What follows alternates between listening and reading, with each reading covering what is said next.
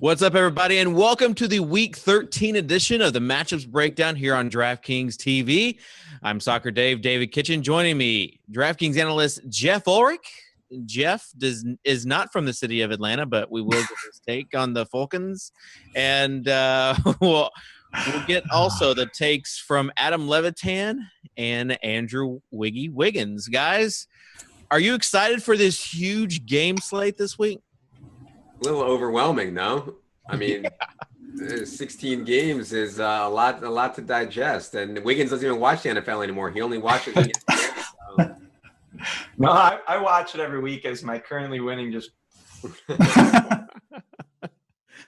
Wiggins just watches his NBA bankroll climb, and then just wants to. He's been wanting to donate, but I think that he's ready to take the bull by the horns, so to speak. So let's get this started. Andrew, you start off the first game, Green Bay at Detroit.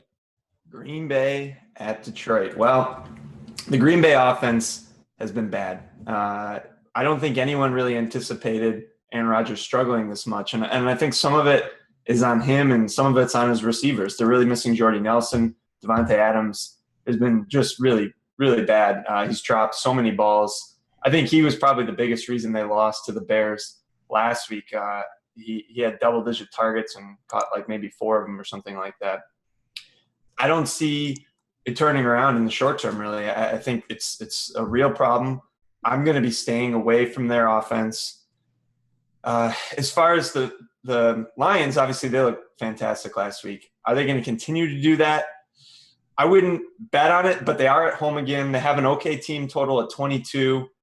Stafford has looked better as of late. That's 2 weeks in a row where he's put up a good, great fantasy output last week and a pretty good one the week before. I think you could look at Calvin. I'd like him as tournament plays, but since it's a Thursday game, they're going to be heavily owned. As far as cash game plays, I don't know if I'm going to look at really putting any of them in my lineup. All right. Adam, let's get your take on tonight's game. Yeah, I mean, the Lions defense has kind of executed something of a turnaround since their bye and is really playing at kind of a top 5 level that we saw them play out last year. So that's a concern for me, but I do think it's kind of a bounce back spot for Green Bay. The interesting part of this is just though, like the game theory stuff, like Wiggins talked about, we know that Thursday players are going to be over-owned. So that's a concern for me when thinking to roster any of these guys. We're not going to be sneaky with anybody in tonight's game. All right. Geoff, your thoughts? Yeah, I'm kind of with these two. I think for me, this is more of just like if you're playing like a primetime league, I might target some of the Green Bay pass catchers, and I might target Eddie Lacy. 5,000 is pretty cheap. 200-yard rushing games in a row. I mean, I think the Packers are probably going to keep trying to get him involved. He wasn't active the last time they played Detroit, so I think he's sort of in play for me a bit. At the same time, I don't really trust him enough to play him in a full slate. So I do think that the one kind of sneaky play from this game might be Devontae Adams. I know he played horrible last week, but I think that's just going to mean that no one's going to use him, and he actually has the best cornerback matchup in this game. So, and Aaron Rodgers has to throw to someone. So, and it's not like Randall Cobb's been great this year either. So I do think Adams is a bit of a sneaky play. I think if I was in a primetime league, I might target him with Aaron Rodgers or something like that. But other than that, I'm not in love with this game. It'll probably be close. I don't really see it as a shootout. It's Thursday night. So that's kind of my feelings. Yeah, this game is free Janice. Free Janice.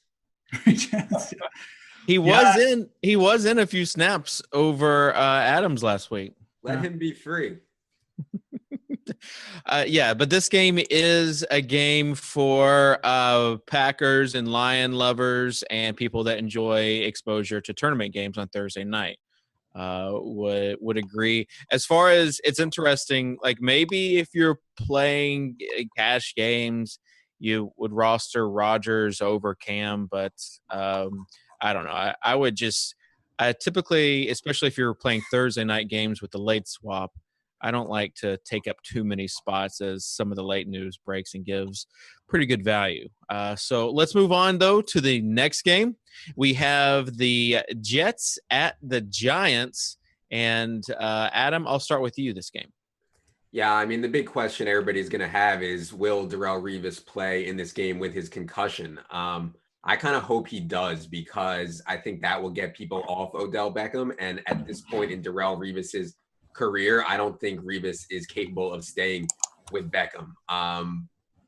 Revis is, I wouldn't say a bad corner at this point, but he is certainly not an elite corner at this point. And I think we've all seen what Beckham's able to do. So I hope Revis plays. I hope I can use Beckham in tournaments, and I hope Beckham goes nuts. For cash games, I think I will only be on Beckham if Revis is completely out. But either way, I think it's a better spot than people realize for Eli Beckham in the pass game. All right, Andrew? Yeah, I'm wondering if we're going to start to see going run. Probably can't anticipate anything like we saw last year, but he's starting to turn it on. They're getting into an important playoff run. He had a good game last week, and I expect Revis to miss this game. So I like Beckham quite a bit. He'd probably be my main target from this game. But when you look on the other side of the ball, Fitzpatrick and Decker and Marshall have been incredibly consistent, putting up yards, putting up touchdowns. I think you could do worse than look at any one of those three guys. All right, Geoff, will save you for this next game, Arizona at St. Louis. And your thoughts on David Johnson this week? Yeah, I mean, I really like David Johnson. Obviously, he's in a great spot. Bruce Arians came out, basically said that he's the lead running back for the Arizona Cardinals right now. So I think a lot of people might look at this matchup and go, oh, it's St. Louis, they're at home. But the Rams have kind of given up on the season here. Their offense is pathetic. They can't get Todd Gurley going anymore. So I'm not really scared of the matchup.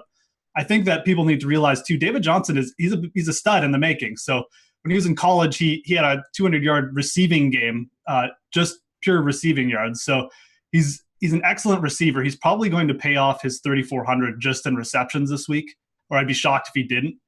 If he gets the run game going too, that could be a massive play. But just with the way Carson Palmer's playing, the way he can use receivers, I think Johnson's in for a massive game here. I like him a lot personally. I think that the Arizona offense actually just in general might be a good GDP target. I do like John Brown in this game too. He's looked healthy the last couple of weeks, and he's only 4,800. I think if him and Carson Palmer get going again, I just think that the Rams are in a spot here where they're just ready to give up on the season. They don't have Todd Gurley. Their starting quarterbacks aren't getting it done. So I like the spot for GPPs. I definitely like using David Johnson this week in all your lineups. Andrew? Yeah, I mean, David Johnson's probably the best play of the week. And the matchup, as far as like run defense, St. Louis is pretty good. They're giving up a little bit above average on fantasy points allowed, but they also have been subpar at stopping running backs to catch passes. And Geoff hit on how David Johnson can excel in that matter. And it's just a volume thing at 3,400. You're going to get the volume. He's going to get the looks in the red zone. Like, he's a real no-brainer. He's as far as anyone else in this game, though, I think I'm just sticking to David Johnson and probably rolling him in pretty much every lineup. All right, let's move on to the next game. I don't have my list up right now. It's Atlanta at Tampa Bay. Yes, Atlanta at Tampa Bay. Sorry about that. Atlanta at Tampa Bay. And Adam, I'll start with you. Yeah, it's a bounce back spot for Julio. I think that the Bucs have one of the most underrated rush defenses in the league. I would consider them a top 5 run defense without a doubt. I would not expect Devontae Freeman to get much going on the ground in this game, and that's going to funnel action to the pass. And, I know Julio burned everybody last week, myself included, but this is about as good as a matchup gets for a wide receiver. The Bucs just don't have the personnel whatsoever to contain Julio, and I think that after he only saw 7 targets last week, that they will be feeding him pretty hard. So whereas I think Antonio Brown will be higher owned, I think Danny Amendola will be higher owned. I think we might be able to get Julio at maybe 15% instead of the normal 30 to 40% that he's at. Geoff, what about the opposite side with this Bucs offense? Yeah, I mean, I think you saw Jameis Winston return to a little bit of normalcy last week. The Bucs don't throw it a lot. And quite frankly, the Colts played them pretty well, but they're at home this week. And this is a close game, and I don't like the way the Falcons have been playing lately. As a team, I think they're sort of headed in the wrong direction. I mean, they lost 4 in a row, right? So I really like the chances for Doug Martin getting going in this game, and I think this is a great spot. Adrian Peterson absolutely destroyed the Falcons' run defense last week. So I think the Bucs are favored by 2 points in this game at home. I think that Doug Martin's going to get going in this game. I could see him putting up a second big game against the Atlanta run defense here. So I really like him. I don't know if I target him in cash games just because of like the lack of PPR points that he gets, and he splits time with Charles Sims. But as a tournament play, I think he's got some pretty big potential this week. All right, Seattle at Minnesota, and you got 2 good running backs in this game, Andrew. Where do they rank for you? So Rawls' price has come up a bit. I don't love the matchup. And I think relatively speaking, just when you look at some of the running backs around him, I don't love him because you've got D'Angelo Williams, you've got LaShawn McCoy. Those are 2 guys that I prefer that are just more expensive. But I do think Rawls could add the team total for Seattle is pretty low. They're a team that definitely plays better at home. And like I said, the matchup isn't great, so it's probably a spot to stay away from him. But he might be a good tournament option because people might be looking more at those guys, that the D'Angelo Williams and the LaShawn McCoys of the world. Adam? I think this is kind of a low-scoring, grinded-out defensive battle between these 2 teams. I think people are going to be chasing Russell Wilson and Doug Baldwin. I think that's a big mistake. The one spot that I don't know, like, Adrian Peterson obviously had the really big game last week, but people know how good Seattle's defense is. I don't know if people are going to be on Adrian Peterson or not. His ownership would be a big, kind of limit to me to decide whether to use him or not. But overall, I don't think there's a lot of good mistakes in this game whatsoever. All right, let's move on to the next game, and it's San Fran at Chicago and Cutler and Cash.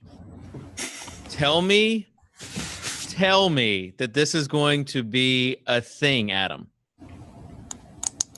Yeah, I don't know why this is like controversial. Like, people think that Cutler is like wildly inconsistent, I guess. And I know that's been the case in the past, but despite tough matchups lately, Green Bay, really bad weather, faced Denver the game before that, faced St. Louis the game before that. He still played really, really well. And now he has a healthy Forte, a healthy Martellus Bennett. Alshon Jeffrey is not on the injury report this week. They're pretty loaded on offense. So yeah, I think Cutler at 5,100 is just so grossly underpriced. And San Francisco's defense on the road gives up more yards per play than any team in the entire league. So yeah, I think it's a great spot to use Cutler at 5,100. I'd be really surprised if he didn't have a good game here. All right. Geoff, do you think the combo of Cutler and Jeffrey will be the highest owned GPP combo as far as stat goes? No, I don't think so. But I just don't think people trust Jay Cutler enough. I think Alshon Jeffrey will be super high owned, but I mean, I do like Cutler in this matchup, but he hasn't had that many big weeks. I mean, he's been consistent, but I just don't know. Like, the Bears run a lot, so I see him as having value, but I just don't see him maybe as putting up that big monster 30-point game that you usually need in tournaments. So I guess I'd consider him as a cash game play, but this is nothing against Jay Cutler. I think he's played great this year too. I just think in fantasy, I think there's better quarterbacks with more upside. That's just my opinion. I do love the spot for Alshon Jeffrey. I mean, the San Francisco secondary has been awful, especially on the road. And like I said, Cutler's playing good. So I do like the spot for Jeffrey. I'm not as high on Cutler as you two apparently are, but that's cool. All right, and I got to get your take since you are a Bears fan, Andrew. Yeah, I wish I had my Cutler jersey on because I do own one. Yeah, I think Geoff made some good points as far as like tournaments for Cutler. I mean, he's only thrown over 2 touchdowns once. He threw 3 touchdowns at St. Louis, and it was pretty fluky. There was a dump off pass and a screenplay, I believe, that both ended up being 80-yard touchdowns. And I think that might be the only time. He didn't even get over 300 yards that game. He's got one game over 300 yards. So he hasn't really put up the numbers that would help you win a GPP, but he's been very consistent. So it's kind of crazy to say, but he might be a better cash game quarterback than a tournament quarterback this week. I do think at 5K, you can consider him in cash. I don't know if you need the savings with some of the other cheap guys like David Johnson, and we'll get to Scott Chandler. But I do think he's very viable. I think it's a great spot for him. He has played well. He hasn't turned the ball over this year like he has in the past. So I think it's a good spot for him. And Alshon is probably going to be one of, if not the highest owned receivers on the slate. So, and that's for good reason. Yeah, that's why I think it will be the highest owned stack, I think, as far as wide receiver quarterback stack. We'll stay with you, though, Andrew, for this Jacksonville at Tennessee game. And this game is kind of an ugly game, but there are some nuggets in here as far as good fantasy plays. Yeah, I mean, Marcus has been the guy. He's won two people $1 million this year, right? Yeah. So I think this is a good spot for him in tournaments. He always goes under owned. He's shown that he has the upside. He's been running a little bit more since they got the new coaching staff in there. And I believe he had his first rushing touchdown last week or the week before. So if he starts running more and you mix that into the game, it already had some nice upside. I like him a lot, and it's a good matchup. Jacksonville's been pretty decent against the run, so it should funnel more to the pass. I think it's a really good spot for him. Adam, do you think that these coaches are calling more plays, more running plays for Mariota since Wisenhunt left? You're the Titans fan. You tell me. I haven't thought about that too much. I don't know. They did call one. I think they're gradually doing it, but also you have to remember that they probably have orders from the GM like, don't let this guy get hurt. Right. So that's why I didn't know, like with your Unleash him. What's that? Unleash him. Yeah. I agree. Yeah. I'm just surprised he hasn't run off scrambles more. Like, forget about called runs. Like, he hasn't even run off of scrambles at all. You know what I mean? Yeah. So, I don't know. Yeah, I the Mariota Saints week, I think was the only time that I really even considered him this year, and that's definitely been a fail by me. He's been pretty good. So yeah, like Andrew said, Jacksonville has a top 2 run defense without a doubt. I mean, the Titans have 0% chance of running the football in this game. What about Bortles and Yeldon? Yeah, so I think the Yeldon play kind of got exposed last week by his lack of red zone usage. They had 11 red zone snaps. TJ Yeldon touched the ball 0 times there. Over the last 5 games, they have 51 red zone snaps, and Yeldon has 8 touches there. It's just hard for guys to rack up big games when their touchdown projection is so low. I will say Allen Hurns is probably going to miss this game, so I think that bumps up Allen Robinson and Julius Thomas a decent bit, but I think there will be a lot of people chasing on Julius Thomas too. So yeah, there's a lot of plays to consider in this game though, I think. Yeah, and that's what makes daily fantasy so fun. We'll move on to the next game. And Houston at Buffalo. And how good is Shady McCoy going to be this week, Andrew? Pretty good. He's been playing very well lately. I think it's a pretty good spot for him. He's at home. They have a pretty decent team total at a little over 22, which is pretty high for Buffalo. They've been covering in the high teens as of late, so you like to see that. And he just kind of looks like the Shady of old lately. He's catching the ball out of the backfield. He's finding the end zone.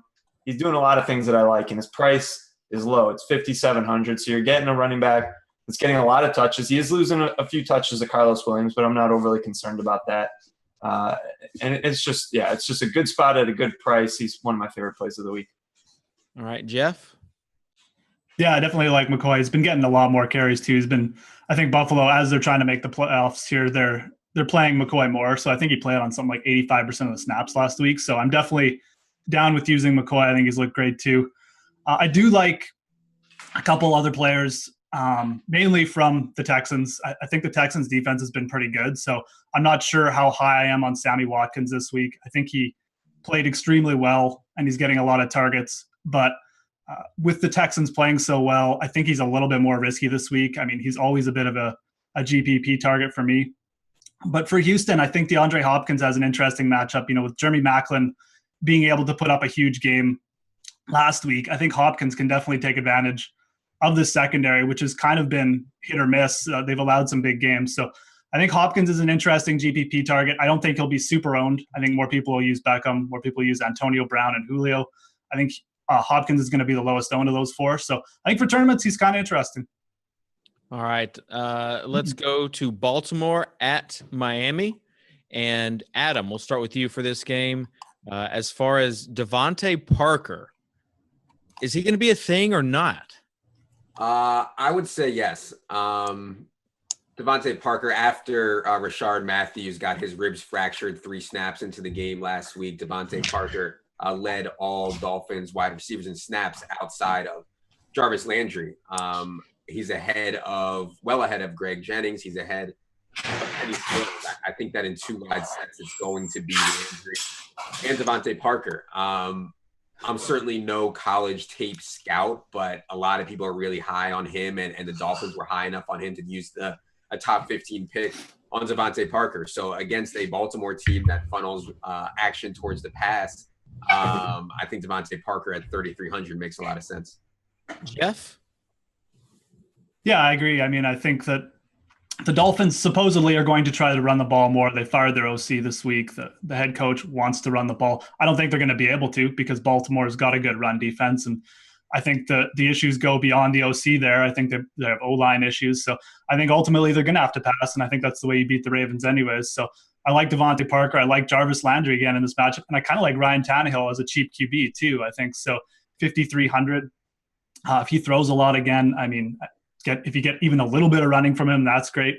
But I think the Miami passing offense is definitely something to consider here. I also kind of like the Dolphins D at 2,300. They're going to be at home. Just throw that out there. If I'm going to cheap defense, I'm probably going to go with Miami this week. All right. Andrew, your thoughts on Cincinnati at Cleveland? Yeah, so this is a game where there's not a ton of plays I like. I was talking to someone yesterday about Johnny Manziel saying that I don't think he's going to play again this year. They were talking about how he had lied to the coaching staff and that they didn't want to deal with him anymore. And then I wake up this morning and I see a headline, they're open to playing Johnny football. I don't think he'll be in there this week unless it goes really poorly, which frankly it probably will with Austin Davis at quarterback. I like the running game for Cincinnati, but the problem is you just don't really know who's going to get the production. And they're both priced a little bit too high for cash games to try and figure out which one it's going to be. I think it'll probably be Jeremy Hill this week, but I've gone with Jeremy Hill before and it hasn't worked out. So I think they're both good tournament plays, especially Jeremy Hill, but I probably won't look at playing either of them in cash games. Geoff? Yeah, I do like the Jeremy Hill Bengals defense correlation play this week. The Bengals just want to get Jeremy Hill going. They gave him like 50% of the snaps last week. I think they're going to force him even more this week. I do think that the Bengals offense is probably going to be under-owned too for tournaments. So looking at A.J. Green here and an Andy Dalton stack isn't a bad idea. The Cleveland defense is just horrible. They just don't have the personnel to make tackles. They don't have the personnel to stop anyone. They let Matt Schaub kind of pick them apart last week, which tells you a lot. The only thing you worry about is a blowout, right? So if you're using Dalton, you have to consider that. But I do think that the Bengals might be a little bit of a sneaky play this week. I think they'll be somewhat under-owned. All right. KC at Oakland. Adam, tell me about this new Kansas City offense that appears to be clicking on all cylinders. The interesting part to me is the run game because Kansas City under Andy Reid has been among the most fantasy-friendly offenses in the entire league, just like giving whatever running back is starting, whether it's Jamal Charles or Niles Davis or Spencer Ware or Charkandrick West, whichever one it is, they're getting incredible amounts of usage and being really efficient with it too. The problem this week is that Charkandrick is healthy and Spencer Ware is healthy. I really don't know how it's going to go. History says that Andy Reid will pick one and ride with him. I would assume it would be Charkandrick, but the way that they played, I kind of think it'll be more of a 1-2 punch. So that scares me a little bit. Also, the way that you beat the Raiders is going through the air. So I think Jerry Macklin's going to be very popular. Obviously, the game log watchers will see what he did last week and want to fire him back up again. That kind of concerns me a bit for tournaments, but I'm okay with Macklin, I guess. And the play that everybody else is going to be on too is Travis Kelce. The DVP truthers will be on Travis Kelce against the Raiders. Yeah, I mean, you have Kelce, Macklin. So that goes to kind of ask the question about Alex Smith. Like he hasn't really been a sexy quarterback in the past, but he is running more. Which Geoff, I want to get your thoughts on Alex Smith. Like, as far as, is he a guy that if you wanted to not play Cutler, that you could play Alex Smith? Yeah, I mean, I mentioned Tannehill, but I mean, the other guy is Alex Smith. He's 45 yards rushing over his last 4 games. The Chiefs, for whatever reason, have started to use him more as a runner. I think there's actually been some, option plays basically where he's just taking the ball. So almost like set plays for him as a runner, which is kind of interesting. Over 20 fantasy points in a couple games now. I do like the idea of a Kansas City stack in this game. I think that maybe the better play though is to actually target the Oakland passing game. I think that's going to be the lower owned. Like Adam said, I think some of these plays are going to be like Macklin and Kelsey are going to be pretty heavily owned, but I think Amari Cooper, I think Derek Carr is going to go a little bit under owned. I know Kansas City's been a good defense, but passing wise, they just let Sammy Watkins, have a big game, and Carr's played really good. So I think going with the Oakland stack, maybe targeting another player on the Kansas City side is interesting. I do think this game has some potential though, so it's going to be an interesting one, I think, for fantasy. All right, Denver at San Diego, and this is kind of a blah game. So Geoff, you get this game as well. Sweet. Yeah, I do like the Denver defense in this spot. I know Phillip Rivers played well last week, but that's going against the Jacksonville, very weak secondary. Rivers has sort of torn apart the weaker teams this year, but I think that they're going to struggle with the Denver pass rush. I think that the Denver D here is a really interesting play. I also think you could consider CJ Anderson, who's looked just miles better the last couple weeks than he has all season. So like a CJ Anderson, who's only 3,500 and Denver D correlation play isn't a bad idea. You're going to be possibly losing carries to Ronnie Hillman, who's still the official starter there. So there's a bit of a risk, but I do think that Denver and their defense is going to dominate this game. I'm not really looking to use any Chargers. Yeah, CJ looked really good, and you have to wonder at how low his price is if there are going to be any point chasers in tournaments or cash games. And if you need to do that, really is the question that I've been kind of debating as I make my teams this week. Philly at New England. And Andrew, we'll start with you as far as this game goes. Scott Chandler, tight end whisperer. Can you give me something here? Yeah, Scott Jankowski. I mean, he's the layup play, really, of the entire slate outside of David Johnson, I think. Yeah, there's some concerns. He's a little bit older. I'm sure Adam will make a big point of how he's got dad legs and one foot in the grave and all those great lines that he has. But the fact of the matter is he's $2,500. You need so little for $2,500. You know he's going to get some targets in the red zone. They got a team total of just south of 30, so it's by far the highest of the slate. Again, he's $2,500. So I'm going to take the savings there, reinvest that money elsewhere. I think that's an easy play. We'll have to see what Adam says on the status of Amendola. I think it looks like he's going to go, but I'm not entirely sure. And he's a great price at 4.7K if he's good to go. If not, you've got LaFell at 4.8. There's a lot to like with all those guys. They're all underpriced there.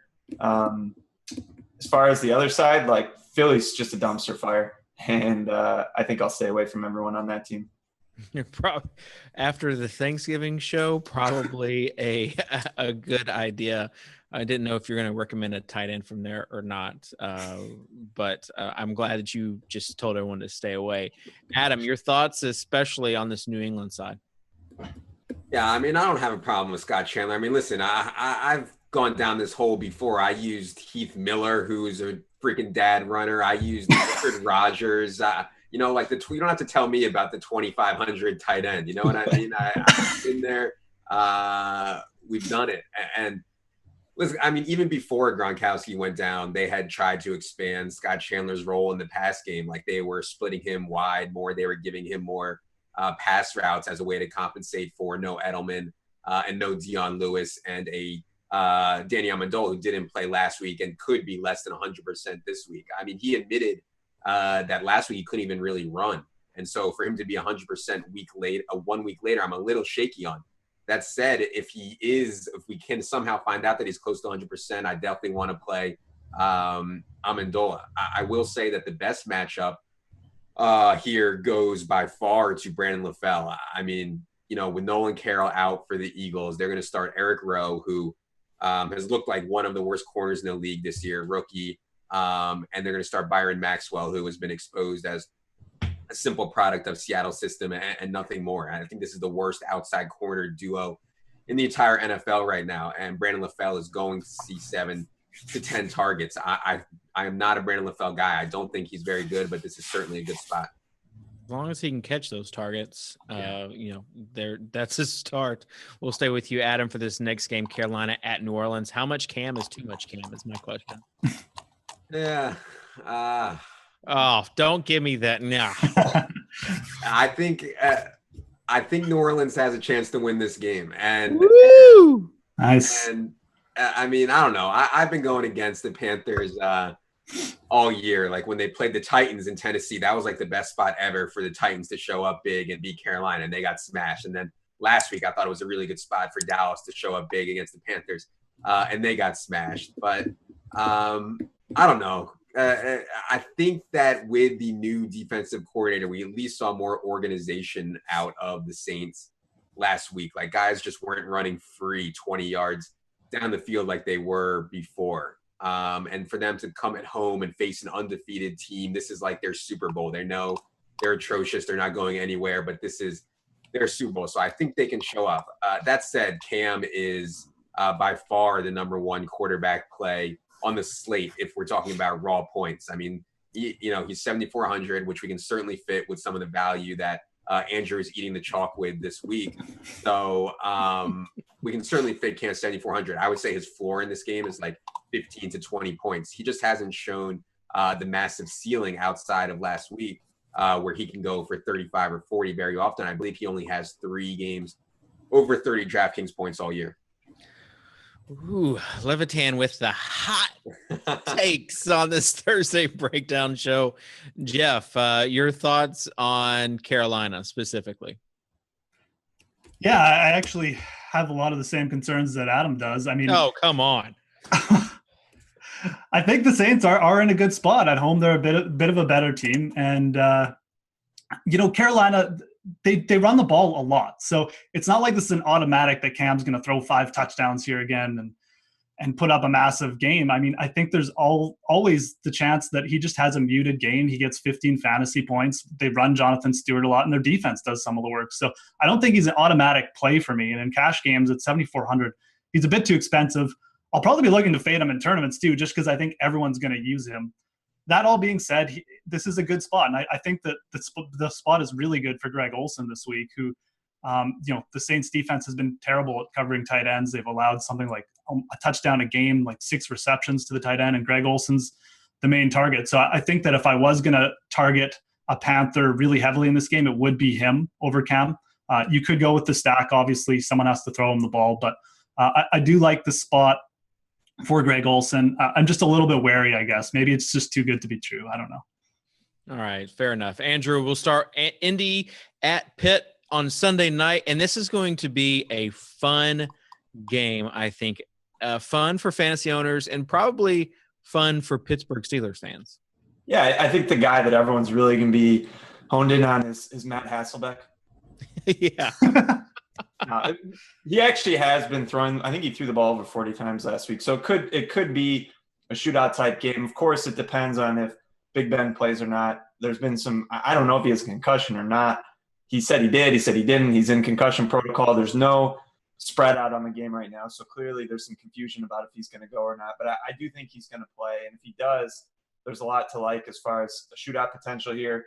You got to love Antonio Brown. He had a tough go last week with Richard Sherman all over him. I think that, this week he'll have Vontae Davis, but Vontae Davis is not having the year this year that he had last year. And we talked a lot about him 2 weeks ago when Julio got him and Julio ate him and spit him out.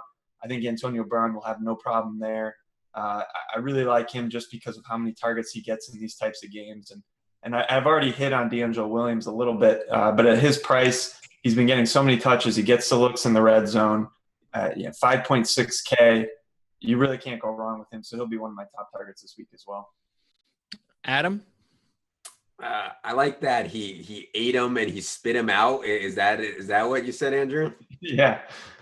Yeah, I dig it, man. Yeah, I think that I think that Antonio Brown is, kind of back to being the base cash game staple. And yeah, the matchup isn't perfect, kind of like the Revis thing. Like Vontae Davis is still good. He is not anywhere near where he was the last couple of years. So and I'm not even sure he's going to shadow in this game because they have not used him in that role exclusively this year. So certainly very open to Antonio Brown as kind of spending up for him when we take the savings with David Johnson and Dad Chandler. I think I like Big Ben, and if you're not going to go Cutler and if you're not going to go Cam, Big Ben has been over 300 yards in almost every game that he's played fully this year. Just so many weapons. I don't know if Heath Miller is going to play in this game, but even if he doesn't, with Martavis and Antonio Brown being so explosive, I certainly like Big Ben also. What about Kreef, Adam? Yes. As far as like he had a silent good game last week with lots of targets. Yes, like Kreef. He's 4,700 or something criminal like that, and he's going to see 7, 8, 9 targets against a Steelers defense that is excellent against the run. And, the Colts run game is broken. And that's why you see things happen like Matt Hasselbeck throwing the ball 40 times at 40 years old. Yeah, his arm will fall off for sure. You've got Dallas at Washington in this Monday night game. Andrew, I'll start with you as far as your thoughts on this game. Yeah, probably my favorite play of this game is the Redskins D. They're 2.3K. And, Dallas showed last week that certainly capable of allowing defense to put up a big score. And, of course, we're almost not going to be out there throwing interceptions, but I think that's okay. And we talked a little bit about with the Browns last week. When you can get a defense for super cheap, there's so much variance that goes along with these defenses. It's really tough to predict, and all you need is for one play to break your way, like it did with the Browns, where they got that pick six, and they're like by far the best defensive play of the week. Then, and you could take that money and go spend it on Antonio Brown, or spend it on Julio Jones, or spend it on Cam, whoever you want. So I do like the Redskins D a lot this week. I don't really like any of the position players. Jeff? Let me ask Andrew this question first. Who do you like better as a D play? Do you like Dolphins versus Schaub or Skins versus Castle better? They're the same price, I think. Yeah, they got similar team totals. They're both at home. They're both the same price, as you said. The Skins defense has been a little bit better as far as fantasy points on the season, but I wouldn't look into that too much. I think they're pretty comparable plays, but I'd lean the Redskins slightly. Fair enough. I like both players. I just thought I'd get your guys. To be honest, I don't know. I don't think there's any point in targeting anyone else in this game. I think Jordan Reed is I really like Jordan Reed. I like the way Kirk Cousins uses him. He's 5,300 though, and I just feel like there's a few better plays at tight end this week that are a lot cheaper than him. We already mentioned Rob Chandler, but you could target him. I think the best thing is just to avoid this game and enjoy the non-fireworks that are going to happen. Fade Reed at your own risk. Fade Reed at your own risk. Fair enough. I love how much you like. What? He is a stud, though. He is a stud. Oh, yeah, he's great. The only bad part about rostering Jordan Reed, which I've done like every week this year, is that every time he gets tackled, I have to I feel like this feeling in my stomach, like he's not going to get up, and it's a horrible feeling. He's like the Anthony Davis of football. Yeah. Oh, yeah. Well, as far as your take on this game, Adam, you do like Reed. Do you like anybody else? Like McFadden? Anybody else that you would look to play in this game? No, definitely I'm on Redskins D over Dolphins for sure. I think the Redskins D has way more to play for, and we'll be flying around to the ball way better than the Dolphins will, especially given a Monday night game. And this is the rivalry game for the Redskins and Redskins fans, as someone who grew up as a quote unquote Redskins fan.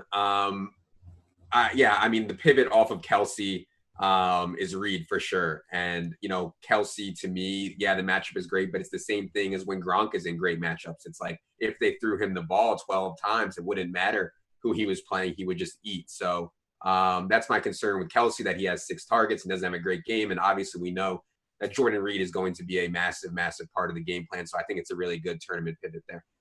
Yeah, you're also getting dangerously close to Greg Olsen if you pay for Jordan Reed. So I don't think many people are going to play him at all. They'll probably either go down to Kelsey or up to Olsen. So I think he's an awesome tournament play. Well, it's not going to be an awesome Monday night sweat show. It's just going to be a bunch of craziness. As far as the sweat of this show, it's not going to be good. We're just going to be that's when everyone just gets a little loopy. Those are kind of the best shows, if we're being honest. The breastfeeding shows. Whoa. Yes, the breastfeeding shows. But yeah, make sure you're tuning in to DKTV Monday night for the show. Make sure you're tuning in to Adam Levitan's The Daily Fantasy Edge podcast. You can catch that on iTunes, and also Geoff's articles on the playbook and Adam's articles and news on the playbook. So guys, appreciate you being on the show. Best of luck in week 13, and we will see you next time.